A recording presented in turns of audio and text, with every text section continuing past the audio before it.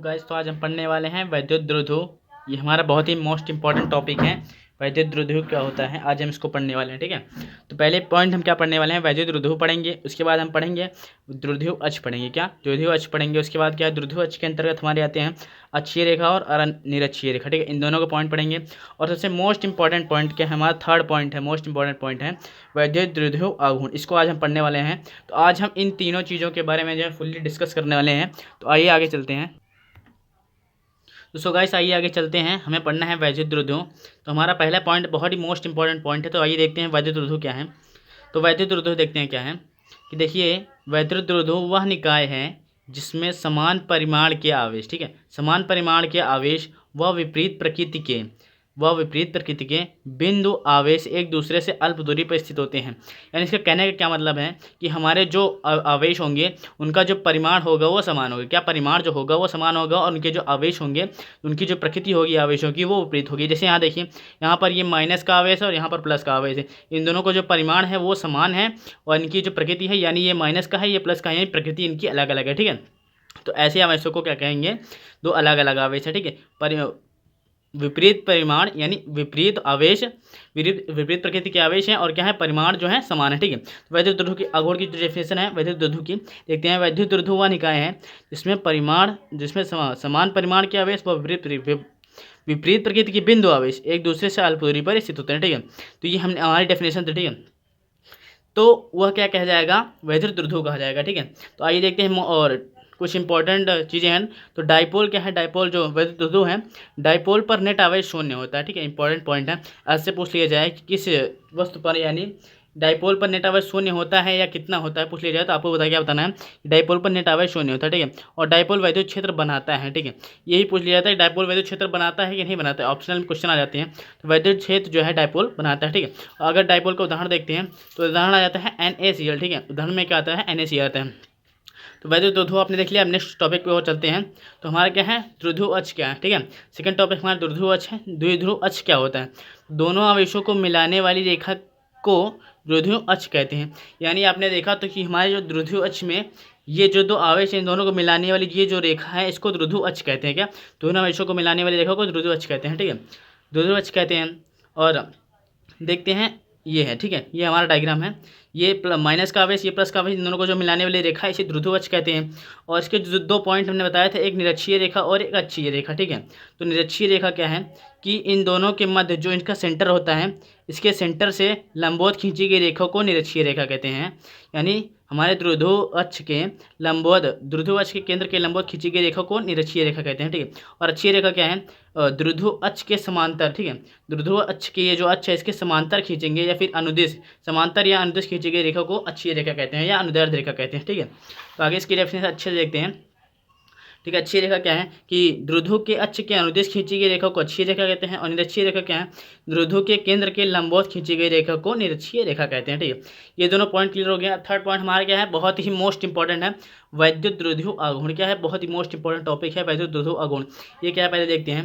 यहाँ पर ये एक डाइपोल बना हुआ है। ठीक है, दो समान परिमाण में विपरीत प्रकृति के आवेश दिए हुए हैं। ठीक है, और ये हमारा केंद्र है, और इनके यहाँ से जो बीच की दूरी होती है वो L होती है। ठीक है, इतनी बीच की दूरी L है। तो वैद्युत द्विध्रुव आघूर्ण को हम P से डिनोट करते हैं। क्या, हम P से डिनोट करते हैं वैद्युत द्विध्रुव आघूर्ण को। तो अगर पहले वैद्युत इसको ये नहीं देखते हैं, पहले हम इसकी डेफिनेशन देखते हैं कि वैद्युत द्विध्रुव आघूर्ण होता क्या है। ठीक है, देखते हैं।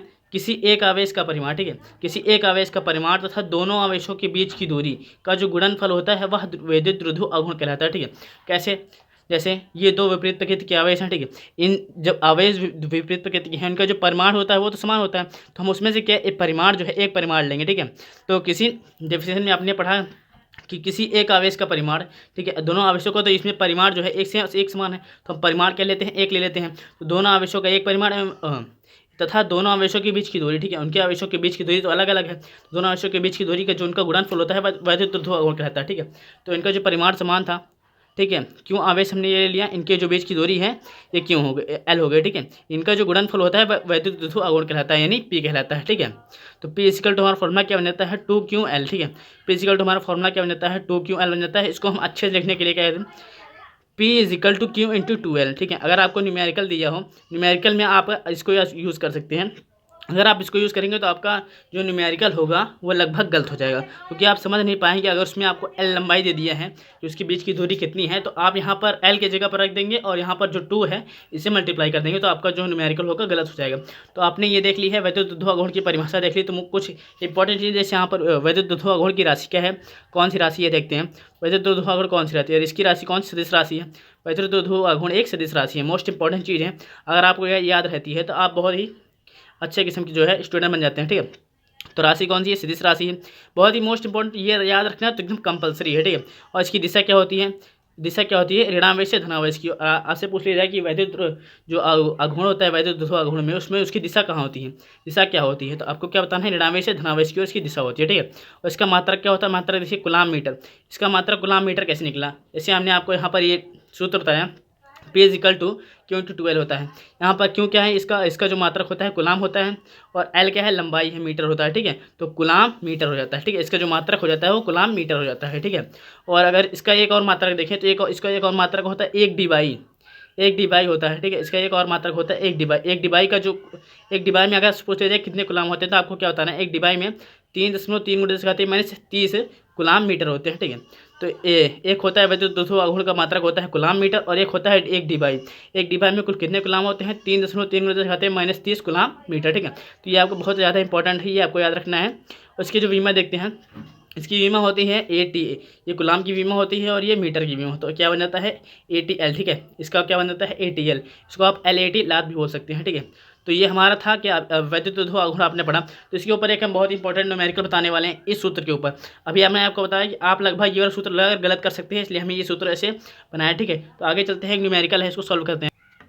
तो हमारा न्यूमेरिकल क्या है कि NaCl अणु में, ठीक है, NaCl का क्या उदाहरण था, आपने आपको देखा वैद्युत ध्रुव का उदाहरण था, ठीक है। तो NaCl अणु में सोडियम प्लस आयन व क्लोरीन माइनस आयन के मध्य की जो दूरी है 1.128 एंगस्ट्रॉन्ग है, ठीक है।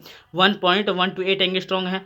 अणु के ध्रुव आघूर्ण P की गणना कीजिए, ठीक है। P इजिकल टू हमने फॉर्मूला क्या लिखा था, P equal to Q into 2L, और एक फॉर्मूला हमने और लिखा था P इजिकल टू 2QL लिखा था, ठीक है। तो 2QL अगर हम लगा देंगे तो L के जगह पर हम इसका जो मान रख देंगे, ये रख देंगे, दूरी रख देंगे, तो 2 से गुणा कर देने पर ये हमारा गलत हो जाएगा, ठीक है। फॉर्मूला हमें क्या लगाना है, P equal to Q into 2L। Q का जो हमारा मान दिया गया है, क्यू का मान हमें पता है, एक इलेक्ट्रॉन पर आवेश की जो मात्रा होती है 1.6 होती है, ठीक।